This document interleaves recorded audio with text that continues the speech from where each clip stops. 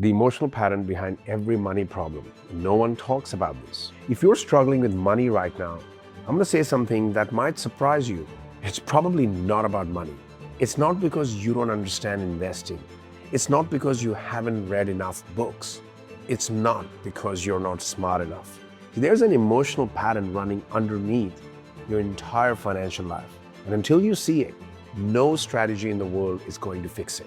Stop trying to fix your money problems with money advice. I know that sounds ridiculous, but hear me out. The reason you're still stuck financially has nothing to do with your intelligence or your income or your strategy. It has everything to do with an emotional pattern you've been carrying since childhood. And once you understand what I'm about to show you, your relationship with money will never look the same.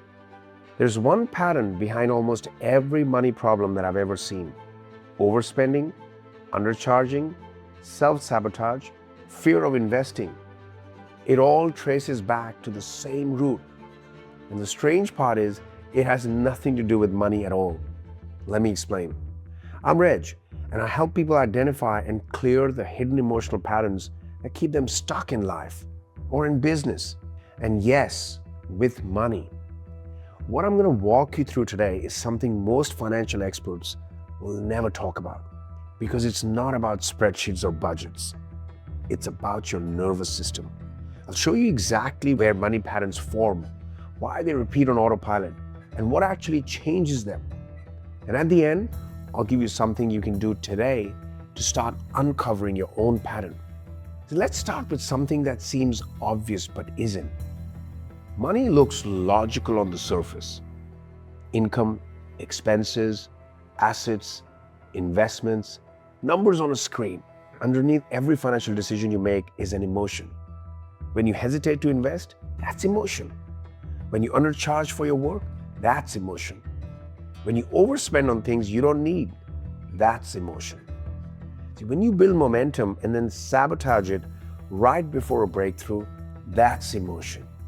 See, most people don't have a money problem. They have a nervous system problem that shows up around money. And that distinction changes everything. Because if it were really just about the numbers, you would have figured it out by now. You're smart enough. The information is everywhere. So why hasn't it clicked? That's what I want to show you. Let me ask you something. What was money like in your house growing up? Really, think about this for a second. Was it calm or stressful? Was it abundant or scarce? Did your parents fight about it? Did someone control it? Was there shame attached to it? Here's what most people miss. Your nervous system doesn't just remember numbers. It remembers emotional tone. It remembers the tension in your dad's voice when a bill came in. It remembers the silence after your mom checked the bank account. It remembers what it felt like to ask for something and be told there wasn't enough. And from those emotional experiences, beliefs got formed. Not consciously, not logically. They were encoded during what I call significant emotional events, or SEEs. See, beliefs like money is dangerous, money causes conflict, if I have more, I'll lose connection, it's safer to stay small. You didn't choose those beliefs, they chose you. And they've been running in the background ever since. Now here's where it gets serious. Because these aren't just thoughts floating around in your head, they're wired into your body.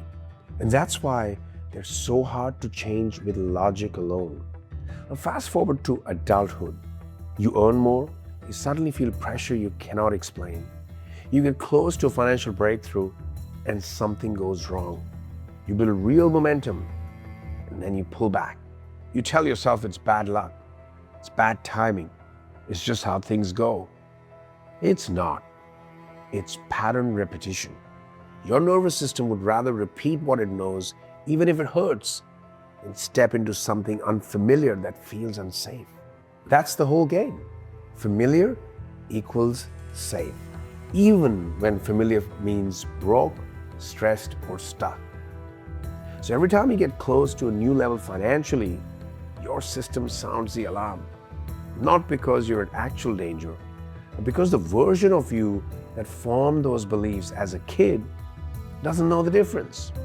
To your nervous system, more money equals more of whatever pain it associated with money back then. Think about how this applies to your own life. Where have you seen this loop show up? Drop a comment if you've experienced that moment where things were going well and then you pull back for no logical reason. This is where the energy cube becomes important. And this is the part most people have never heard before.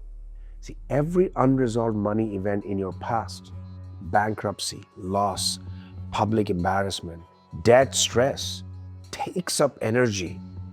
Not metaphorically, physiologically. Your body is still allocating resources to process something that happened years ago. When you think about that event and your chest tightens, that's energy still locked there.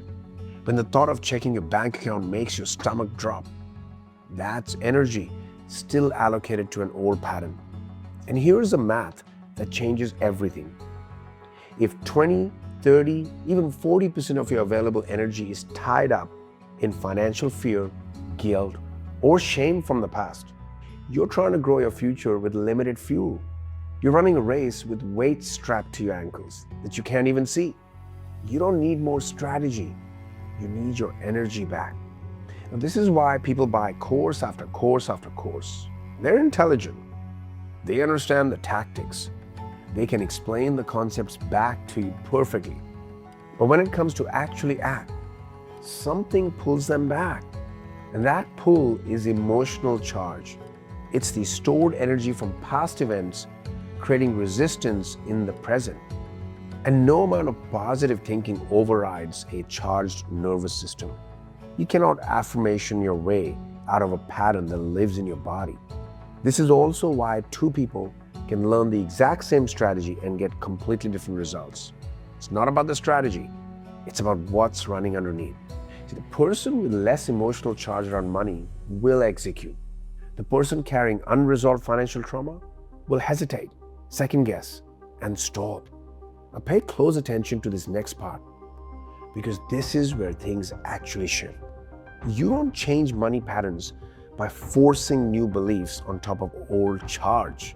That's like putting a fresh coat of paint on a wall with water damage. It looks better for a week, then the same problems bleed through. You change the pattern by neutralizing the charge itself. See, when an old financial memory becomes emotionally neutral, the belief attached to it weakens. And when the belief weakens, the behavior shifts. Not because you're forcing yourself to act differently, because the resistance is gone, the weight is off. And suddenly, you're not hesitating.